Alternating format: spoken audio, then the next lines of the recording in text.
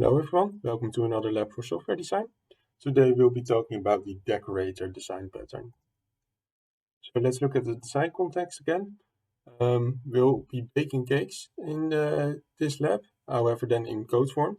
The challenge here is that you have a lot of different kinds of cakes and we want to model them all. However, if you explicitly model all possible types, then you end up with a lot of classes, which is not ideal. So we want to find a way to model all these possible types of cakes while keeping the amount of classes that we have low. And that's where the decorator comes in. With the decorator design pattern, we can add different kinds of decorators, and we can dynamically add them to cakes, different types of cakes.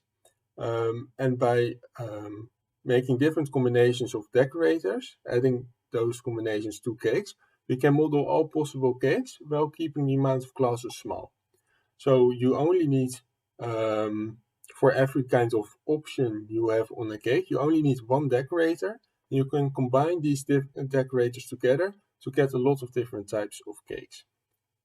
So if you look at the UML diagram, we can see that we have an interface cake and we have a basic cake and cake decorator. If you want, you can have more than just basic cake as base class for the cake.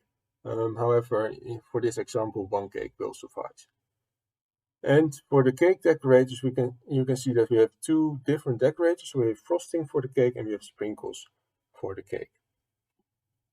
And we can combine these decorators, so these frosting and these sprinkles, in different ways to get different kinds of cakes. So we can add either frosting or sprinkles, or we can add them both, or we can add nothing and just be left with the basic cake. Alright, so with that out of the way, let's move over to IntelliJ and start implementing these decorators. Alright, here we are in IntelliJ.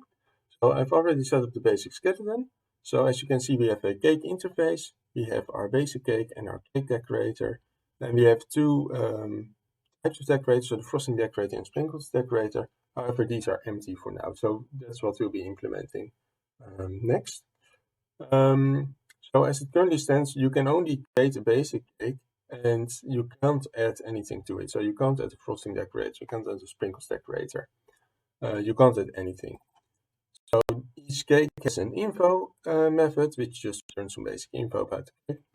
So if you run this now, you will see that we only get the basic message, a basic cake.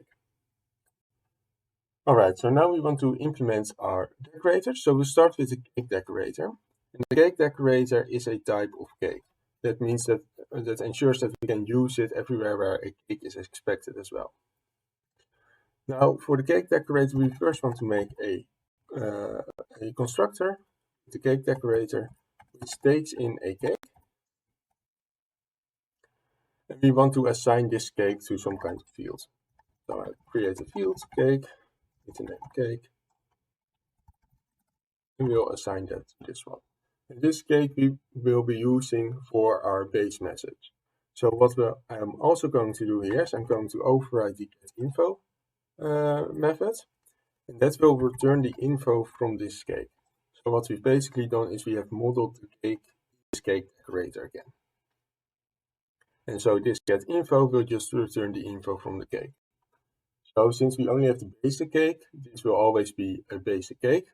But if you have more than just the basic cake as our base class, this would have different outcomes. Alright, so that's how we implement our cake decorator. Now we want to implement our frosting decorator and sprinkles decorator.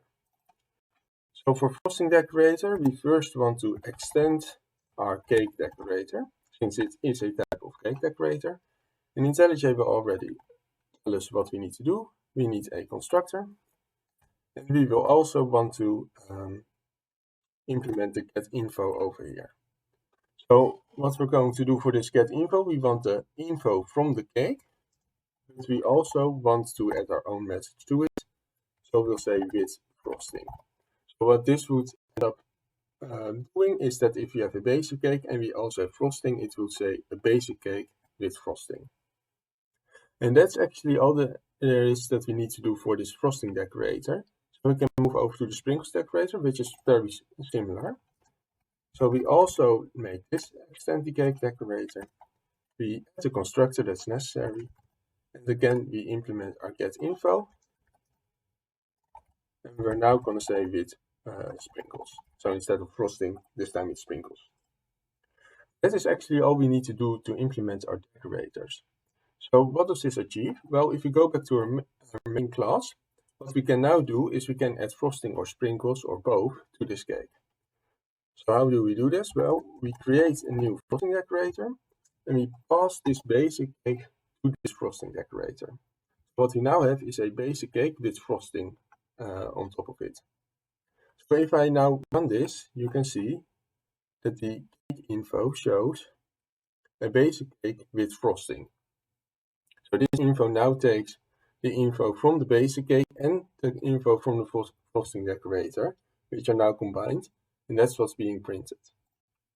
Now, the nice thing about these decorators is that we can combine as many of them as we want. So we can have a frosting decorator, we can also have a sprinkles decorator like this, a sprinkles decorator on the basic cake. But we can also add multiple. So I can do frosting decorator, and I can have this. So now I have a basic cake with sprinkles and with frosting. So I combine multiple of them. And if we run this program, we will see that the info method still works as expected. So we have a basic cake with sprinkles with frosting. So by using this decorator design pattern, we can combine all these types of options without needing to explicitly model all of these cakes. So we don't need to create a frosting and sprinkles cake class, we don't need a sprinkles cake class, frosting cake class, etc. We just combine these options together by chaining them like this. And we can, by doing that, we can combine these options together. Alright, so that is how you implement the decorator design pattern in Java. Hopefully this was useful, and then I'll see you again in the next lab.